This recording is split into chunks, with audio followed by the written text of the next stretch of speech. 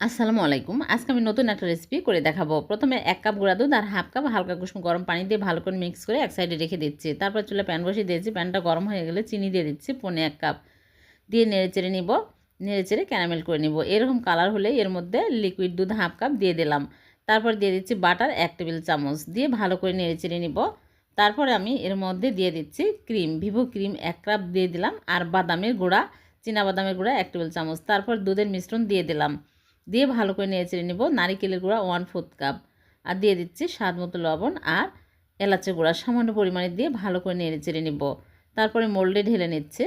এরকম শক্ত হলে নামিয়ে নিতে হবে। মোল্ডে আমি ফয়েল পেপার বিছিয়ে সবগুলো দিয়ে চেপে চেপে সমান করে দেব। তারপর উপর দিয়ে বাদাম কুচি দিয়ে আমি নর্মাল ফ্রিজে রেখে দেবো ঠান্ডা পর্যন্ত। ঠান্ডা হলে বের করে কেটে আপনাদেরকে দেখাচ্ছি। হয়ে গেল ভীষণ টেস্টি ডেজার্ট। এভাবে বানিয়ে দেখবেন, মুখে লেগে থাকবে এর স্বাদ। ভিডিওটি ভালো লাগলে লাইক, কমেন্ট, শেয়ার করে দেবেন। আবার দেখা হবে। আল্লাহ হাফেজ।